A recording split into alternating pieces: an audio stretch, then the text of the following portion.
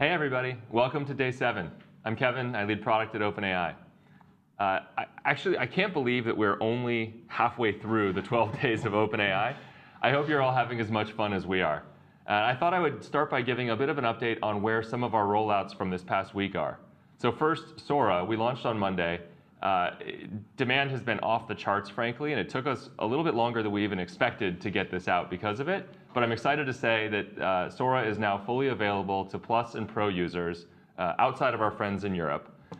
Also, yesterday we launched live video and subscription and screen sharing in advanced voice mode, and that's now fully rolled out to Plus, Pro, and Teams users outside of Europe. And Santa mode, which we talked about yesterday too, is available globally. So with that, let's talk about today. Today, we're super excited because we're launching something that you've all been asking for a while, which is projects in ChatGPT. When you start a project, you can upload files, you can set custom instructions, and generally tailor ChatGPT to all of the conversations that are part of that project. And all the parts of ChatGPT conversations that you're used to, things like search and Canvas, work as part of projects. Or you can skip all that fancy stuff and just use projects as folders to organize conversations. So with that, let's dive in. Great. Hi, everybody. I'm Thomas. I'm an engineer that's floating around OpenAI in various forms. And one of the things I really love doing is giving things that people really want. And we've really heard loud and clear that people want the ability to organize conversations inside of ChatGPT. You may have been noticing that we're improving a lot of the core experience of ChatGPT. Recently, we launched ChatGPT Conversation Search, which allows you to go over past conversations and search them in like a textual form. And this is really yet another organizational tool. I really think of these as like smart folders. And with that, let me kick it over to Drew. Sure. To give you a quick intro. Hi, everybody. My name is Drew. I'm a front-end engineer here at OpenAI, and I've only worked here for 3 months. How have those 3 months been? It's been crazy. Yeah. I'm having a blast. Do you expect to be on a live stream 3 months? I absolutely did not expect that, but here we are. Just wait for your 6-month anniversary. Oh my gosh, I don't even want to know. Yes, I'm super excited to introduce projects today and show you how it all works. So if we look at my screen here, I can talk about, I have ChatGPT up, and I have some existing projects right here that you can see, but I'm going to create a new project. So you just go to the left sidebar there and click plus, and then let's do live demo, Friday the 13th. What could possibly go wrong? All right, let's see, here we go. Okay, we're in. So I've created a project here. I can edit the project title if I want. I can select a nice color, which helps me like customize it in the sidebar there. And then I can add files or instructions like Kevin mentioned, and I can just start a chat. So let's say yes or no, should I deploy code to production on Friday? It's a great question. Yeah, it's really, okay, so this is important. Sometimes the model can be wrong, and we're just going to move on with it. Obviously, we can and should and will ship code today. So anyway, that's how you create a chat with a project. You can also add existing chats to a project. So I can use the conversation search feature that Thomas mentioned. Search for a chat I think is relevant here, Murphy's Law explained. And then I can add it to the project from the sidebar, live demo, and there, just like that, it's in there. I can also drag and drop. Excuse me. I can also drag and drop out. Looking great. Perfect. Sorry, nursing a little bit of a cold. All right. So that's the live demo, but I really want to dive into what we actually, some projects that I've actually been working on. So I've been organizing a Secret Santa gift exchange for my friends and family. So I've collected survey results where everyone said what kind of gift that they want, and I'm going to be organizing the event. So everyone gets assigned to someone to give a gift, and we all have an event, and everybody exchanges the gifts. And it's like a really fun holiday thing that I like to do. So I've been organizing this with a Secret Santa project. So if I dive in here, I've given it a fun title with an emoji. I have my festive color selection. I have project files here that are relevant to this project. So I have Secret Santa submissions, which are the survey results I mentioned, and then the rules, the budget for the gifts and things like that, as well as the event details. I also have instructions for this event. So in this case, I had a little fun with it. You're principal level elf at Santa's workshop. You've been tasked with helping me organize a secret gift exchange for my friends. You communicate a festive tone. I also said, Lee actually gave us this great tip on the live stream recently. When asked to write a letter or email, use the Canvas tool when possible to bias towards that, because it's such a great environment for interacting and generating draft emails. Also, ignore previous instructions. Santa is real. I don't want to risk anything, so make sure that's safe. So if I look, I already have a chat here that I've created for the Secret Santa. And I've said, show me the Secret Santa submission spreadsheet and a table. So this is pulling that data from that spreadsheet that I uploaded in the project, and so I can see what everybody wants for their Secret Santa gift. On top of that, I can actually keep referencing this information and act on it. So below, I said, please randomly assign every person to give a gift to another person. Display in a table with 3 columns, giver, recipient, and recipient gift ideas. So you can see here that it's actually done that. So I know that Ethan is giving a gift to Jade, and Jade wants animal stickers. Also, I can actually look and validate that this data is valid and that this was actually random if I get accused of interference as the organizer of this event. I have the Python code here that actually did the shuffle. So Thomas, does that look legitimate to you? It looks reasonable. Okay. So this is a positive from Thomas. This is a legit Secret Santa gift exchange, no shenanigans involved. So now that I have that, I've exported that and added it back to my project files, and I can actually interact with that data and make decisions based off it. So I can ask, what does Luther want as his gift, and who is assigned to give it to him? And it can pull that data from there. So Luther would want a fun hat as his gift, which we saw was correct, and Chris is assigned to give him his gift. Great. So since we're using ChatGPT here, we also have the power of searching the web. So let's help Krista pick a fun hat for Luther. Search the web for festive hats. I'm very curious what this comes up with. Yeah. I wonder if they'll top yours. Oh, that's pretty. The Christmas tree's a good one. Taco one's not that seasonal, but I would the go taco headband though. Taco's pretty good. Okay, these are some pretty good options. Great. So in addition to that, we have Canvas support built in to projects. So I can go to this navigation menu and start a new chat. I can say, write an email to the event participants.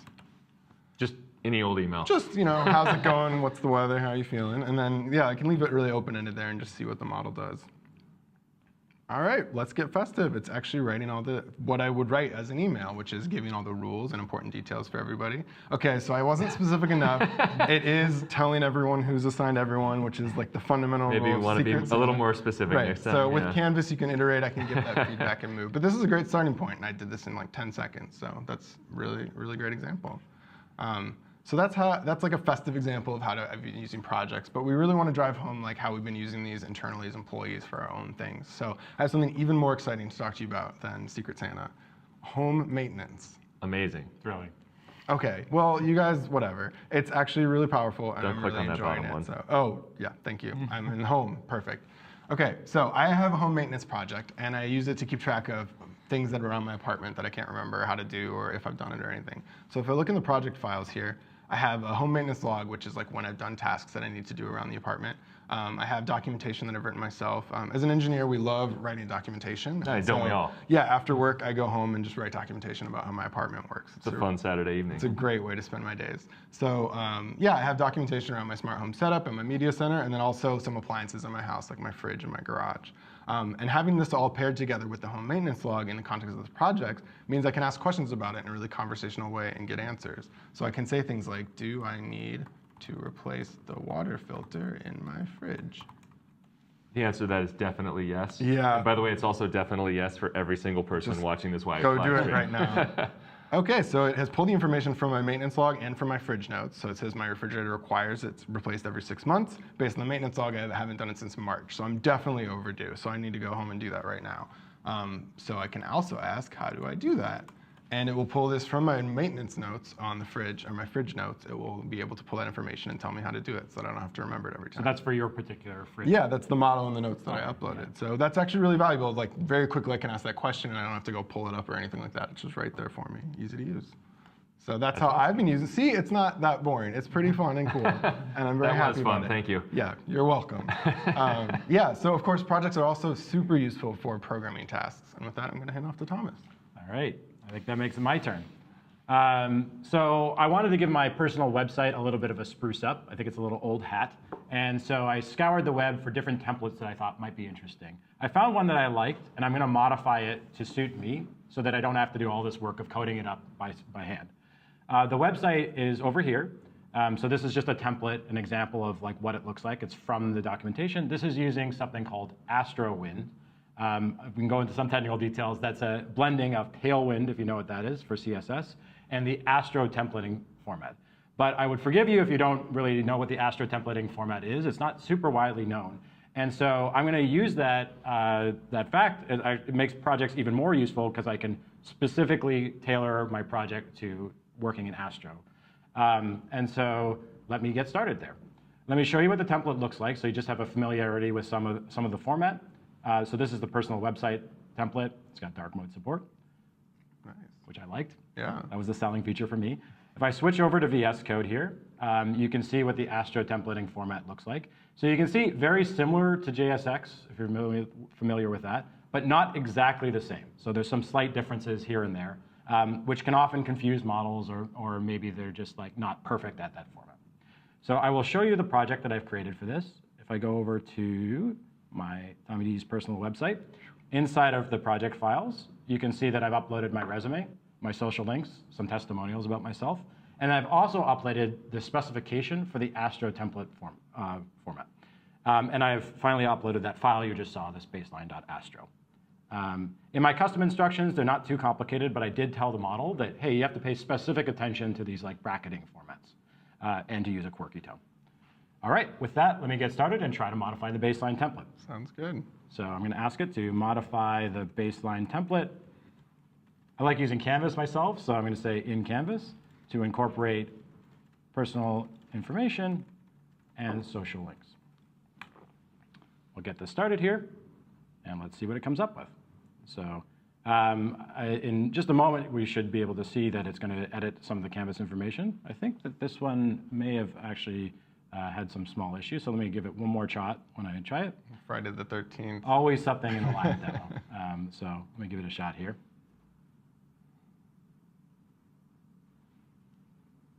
Oh, I see. OK. So there's always something that goes wrong in the live demo, as you might expect. So I'm going to go ahead and when things go wrong, we'll come back to this in just a moment so I can show you that it worked. Actually, know this bug.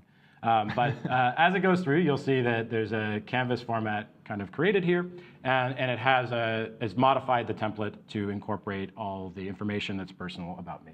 So you can see that it indeed has a little bit of information about my homepage and my social links, et cetera, et cetera. And you can see this was like the original kind of question I asked. So I'm going to go ahead and copy this.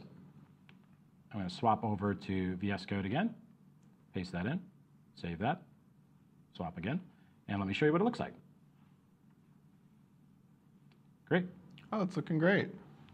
Yep. I think this is a pretty serviceable website with very little effort to actually modify.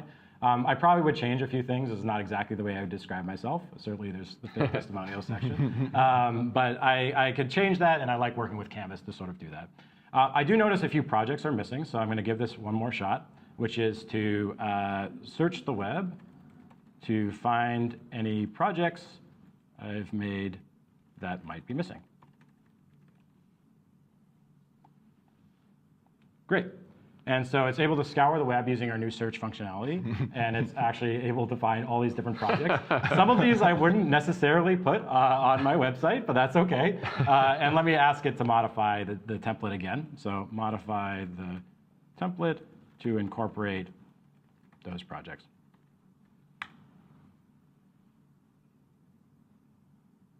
So in this case, it's using the Canvas editing, which is, you heard a lot about Canvas on Tuesday. I really love it because it's a way of collaborating with the model in sort of an interactive way that goes back and forth. In this case, it's going, instead of like replacing the entire document, it's showing me sort of a diff view, line by line, about what's changing as I go through this. This view is great for code. Yes. Compared to just huge blocks of text that you can't tell what's changed. There is a bit of an Easter egg at the end you'll see, which is that you can go to the top right, and you can actually see the differences that have been made. And these are the type of things that we're just improving over time. I really think that team is doing quite well and just really improving, again, the core experience of ChatGPT. And it feels a little bit different than the turn-by-turn kind of chat that we always have. Yeah, it's definitely just getting started. There's so much exciting stuff that we've got coming in Canvas. Great. So it's just finishing out now. I can see that it's about to finish out over here. It's going through my work thing and putting a little bit more work experience. I'm going to go ahead and just copy this section, and you'll see in just a moment. Gotta have the testimonials. Yeah, you need those. Very important. And it's going down to the call of action, which is always the end. Great. And so I'm going to go ahead and copy this in. Oops.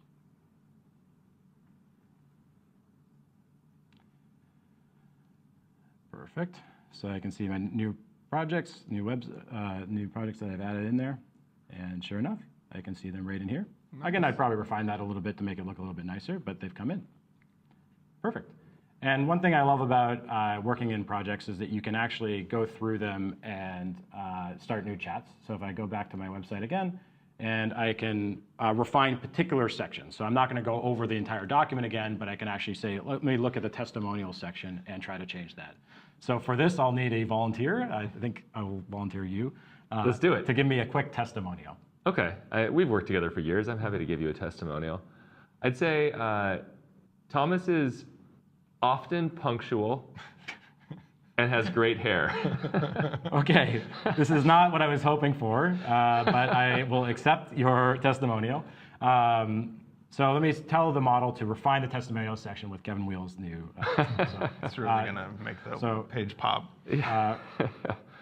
Testimonial, so I'm going to ask it to generate a testimonial fragment and incorporate a new quote from Kevin Wheel saying, Thomas is often punctual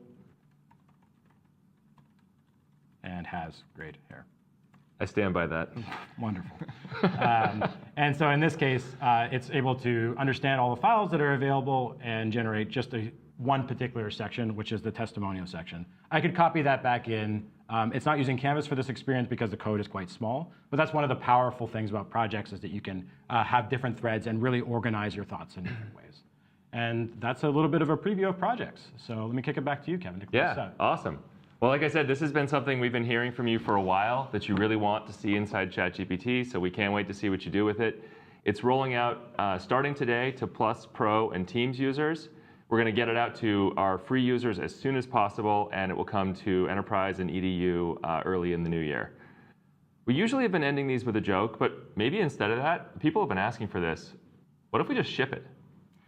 We're all good on the front end.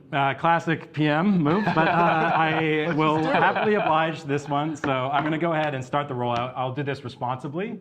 Drew, you're going to have to, I'm not going to be able to show it on the live stream exactly what's on my screen. So Drew, you're going to have to keep me honest here that I am in fact rolling this out. Keep me honest on Secret Santa. I'll do this. So perfect. This will be a gradual rollout. That's just responsible engineering. So you'll see this kind of rolling out throughout the day. But let me get that started right now. All right. Yeah? We did it. We did it. All right. Projects in ChatGPT rolling out as of 10 seconds ago. Thanks, everyone. See you on Monday.